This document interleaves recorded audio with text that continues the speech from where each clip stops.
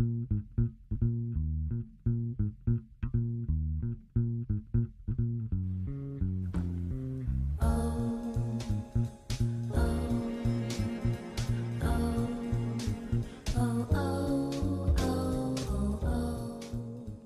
home.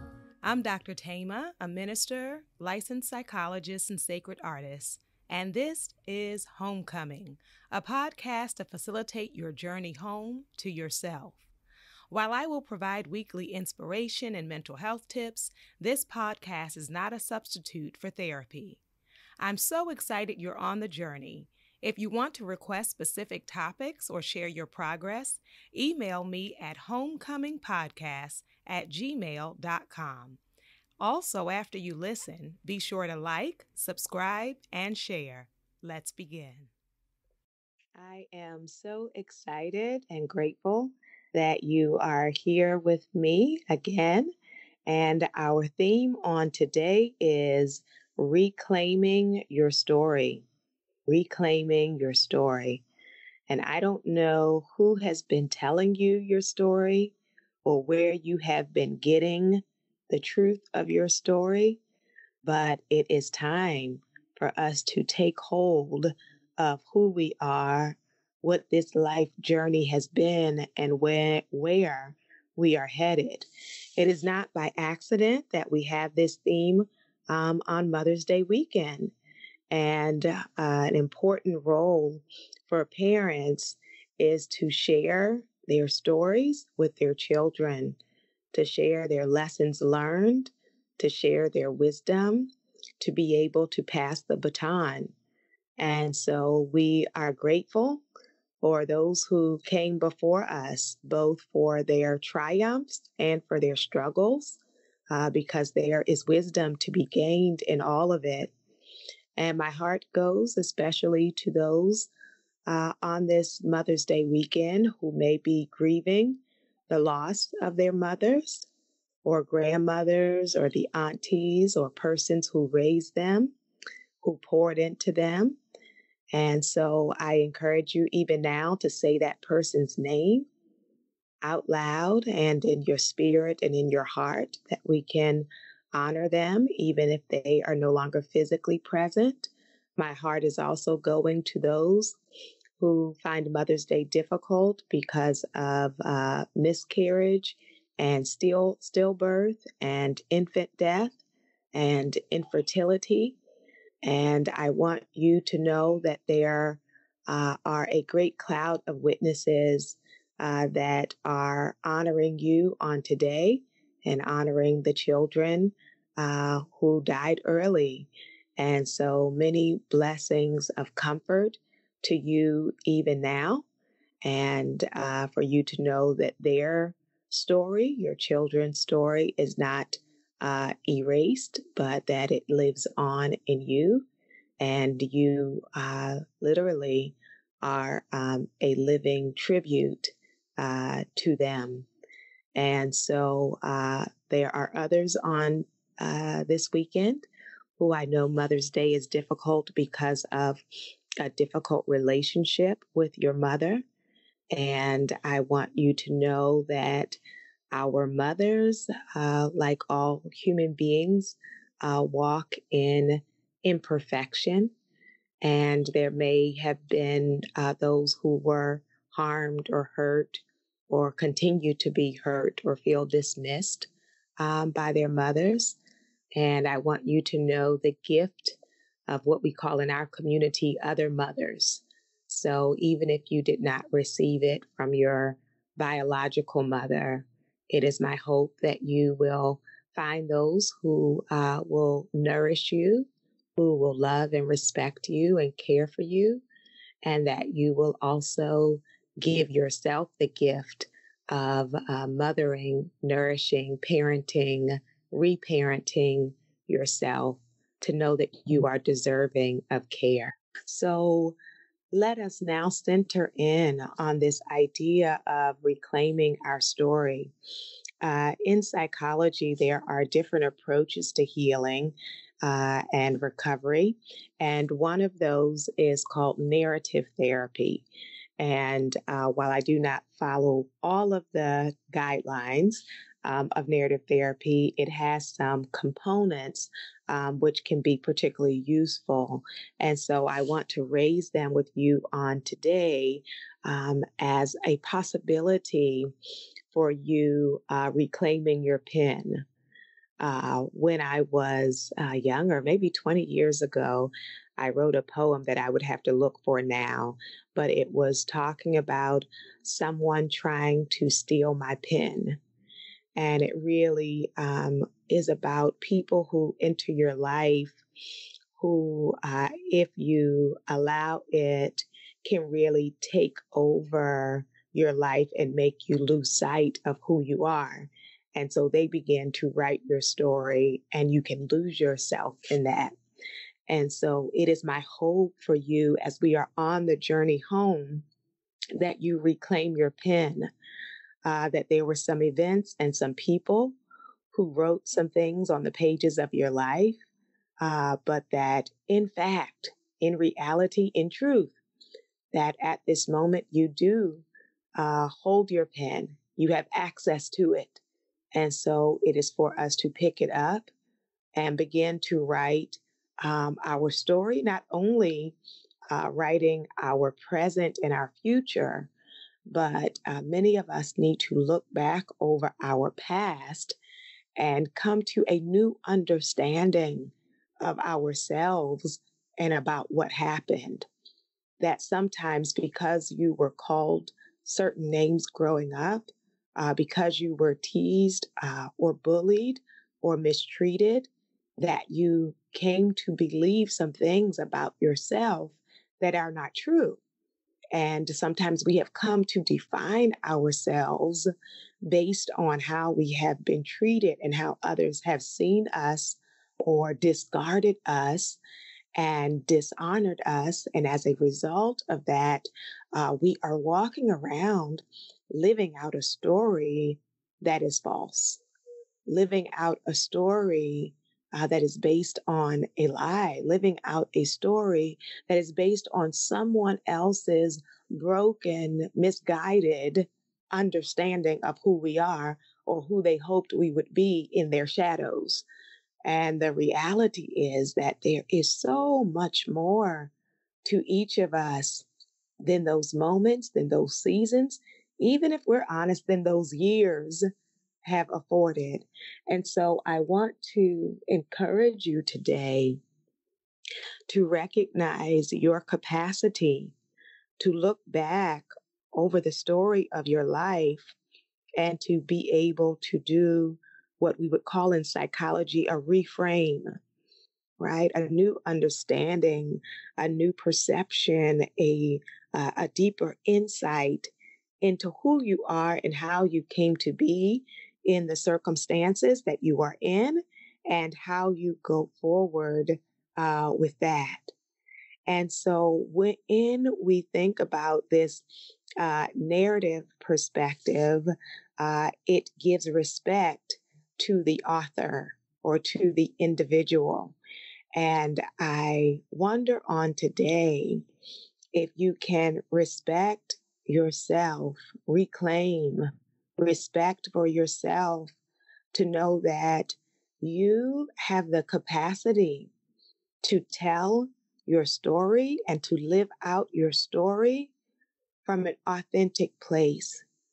And when I don't have any respect for myself, when I have been taught to disrespect myself, then I am constantly looking for other people to author my story. I am constantly looking for other people to approve of and validate the story that they are telling me about me. And while from a collectivistic or a community oriented or a family perspective, from a cultural perspective, we recognize that there is an influence of the voices around us, and we have a voice ourselves, right? We have a mind, a spirit, a heart ourselves. And so I invite you to really begin to recognize your own voice, your agency, your power to unfold your story. Not only does a narrative approach start with a respect for us authoring, writing out these days, you know that we are co-creating our lives, and we are not only being acted upon, but we are operating with a will and with an agency, with a motivation to create some things, to co-create some things. Not only that, but as I re-author my story, as I reclaim my story, I can have more compassion and less blaming or judgment or condemnation. The truth is that a lot of our thinking patterns and behavioral patterns have a foundation or a root. And so sometimes we look at ourselves and say, like, my life doesn't make sense. And I want to encourage you to begin to look back and connect the dots, that there are some steps along the way that resulted in, that affected and influenced what you see in terms of the current manifestation of your life. And so, from a narrative perspective, we would say, I am someone who has faced problems or who has challenges, but at my core, I am not a problem, right? I am a person who has had problems, who has had issues, as we like to say, or challenges, but at my core, my heart, my mind, my spirit, I am not the problem. I am not the issue. I am so much more, and I am not defined by my challenges while I recognize them, while I acknowledge them, while I need to address them. I know that my challenges, problems, issues, mistakes are not equivalent to my identity. Yes. And so as you begin to look back on your story, you also begin to recognize you are the expert on your story, right? So you may go to therapy, and I encourage you to do that. But even in therapy, the therapist is learning about you as you are sharing. But with the two of you sitting there, you are the holder of the numerous stories, events, feelings, thoughts, understandings, desires. That is you. And even though your family may know you well, your partner might know you well, your best friend may know you well, your enemies may even know you well. But to reclaim your expertise on you.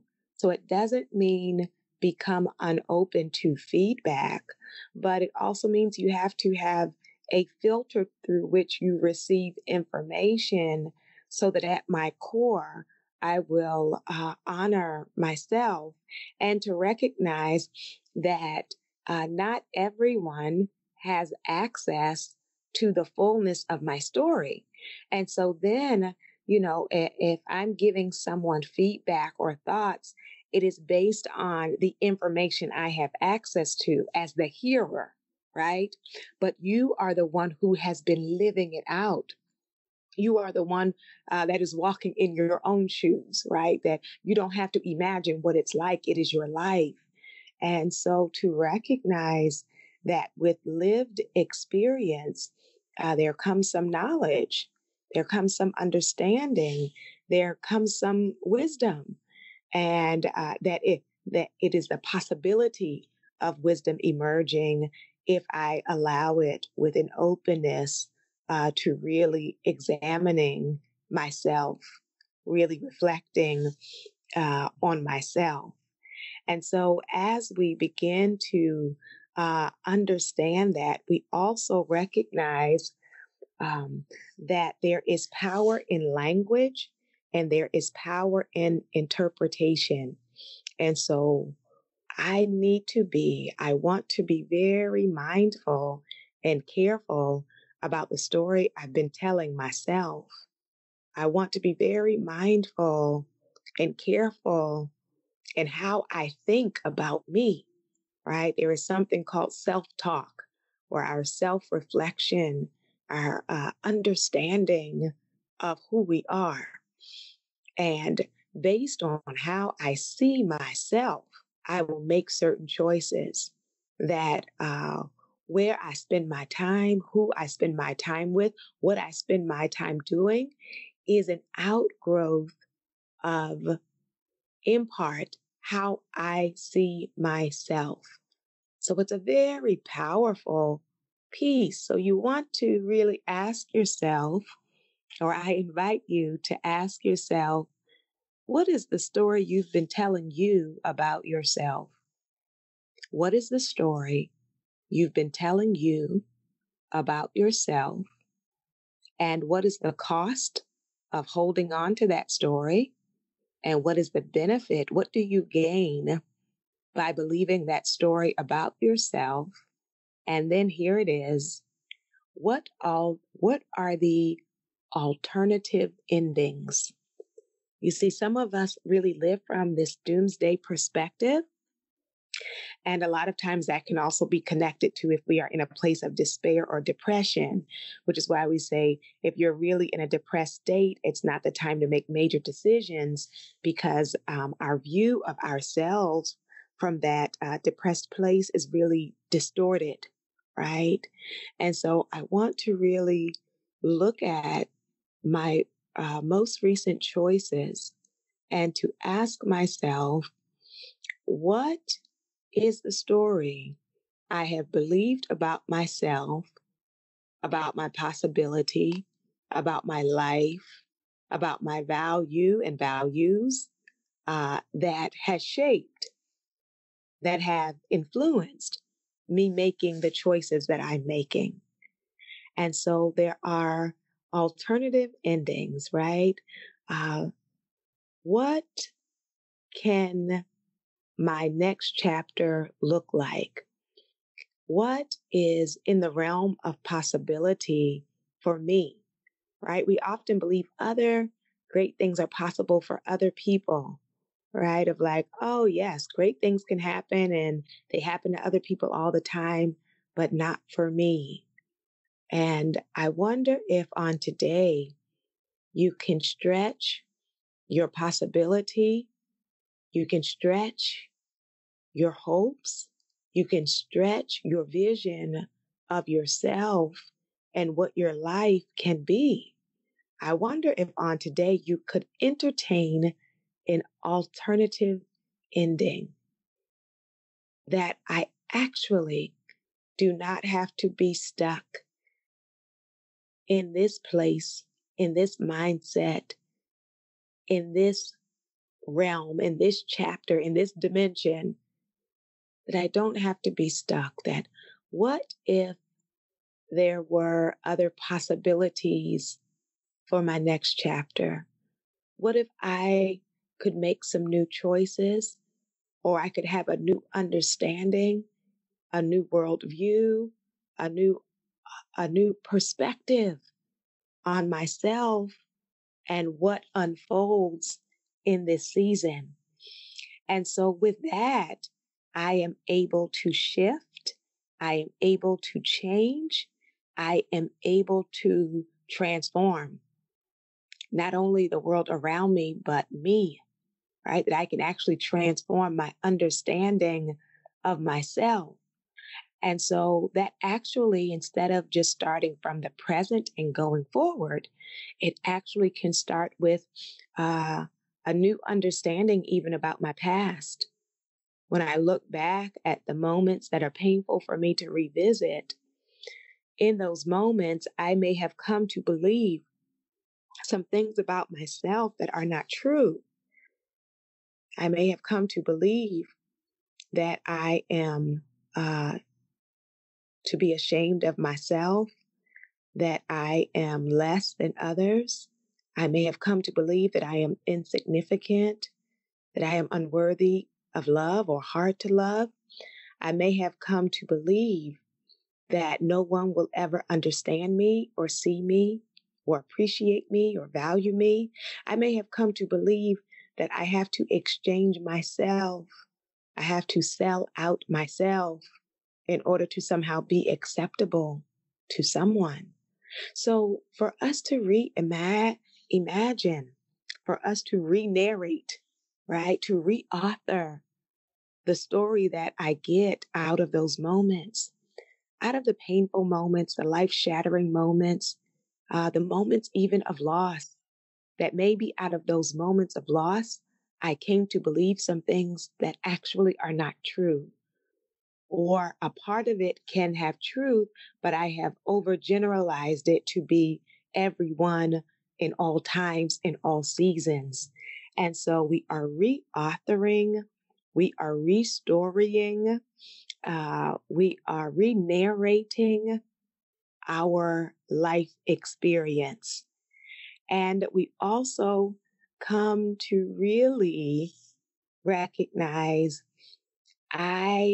in the desire for control, have put some blame on my back that is not mine to carry, but I carried it because I wanted to believe that I'm in control of all things at all times.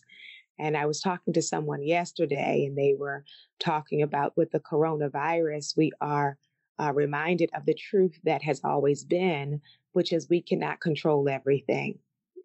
And so as I reauthor my story, as I look back on my life experience, I recognize the times that the pen was not in my hands. So I can stop blaming myself, beating up myself for the things that were written into my story that were not about me. You know, some people will even try to say that the family that I was born into or the abuse I experienced, that all of these things were somehow caused by me. And that is a lot to put on a baby, right? A baby was placed in a circumstance because of something of their own doing. The reality is there are things that we can control. There are things we can right in our lives. And there are some things, some events, some problems, some issues that emerged that were not of our doing. And so a part of us reauthoring our story is releasing the lie that we control everything. And if that's a challenge for you, I encourage you to look back, listen to a prior episode on control issues, and also the prior episode on trauma. So we begin to really break things down to their basics so that I can see the path in my past, right? What was the path that led me to my present?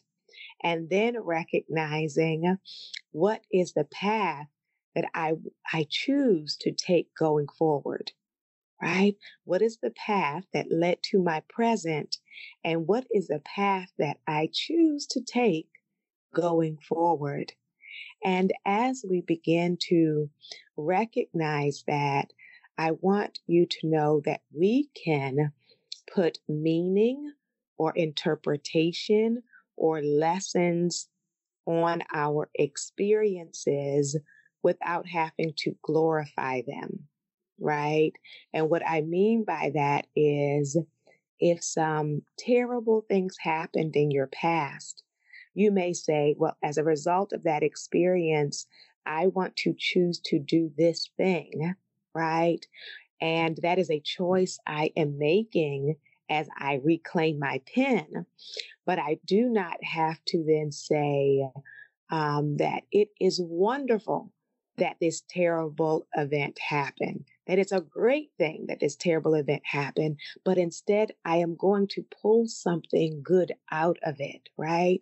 So we want to be very careful about believing we have to erase our pain, justify our pain in order to have purpose. right? So I can acknowledge the painful seasons. I can acknowledge the hurt and the loss. I do not have to make those moments sacred, but I also recognize that in the aftermath of all of this, I can claim sacred time, sacred purpose, sacred identity, that as I re-evaluate and re-examine my past, it gives me a certain freedom to see myself with new eyes, to see my present with new compassion, and to see my future with new possibility. And so this week, I want to encourage you to do some journaling about how you looked at some events in the past and how you understand them now. That perhaps in those past events, because of the losses of loved ones, you thought that no one would ever stay. You thought that no one would ever choose you. You thought everyone would abandon you. And now on today, in this season, are you able to shift or broaden or see any nuance or layers in your understanding of yourself, even with the reality, the truth of all the losses you have faced? So I want you to really journal this week about one past or a few past events, how you understood them in the moment, and if anything shifts for you now as you look back on those moments, those seasons, those events, as you seek to tell yourself the reality of who you are, not through the lens of the pain, but in the fullness of your authentic self.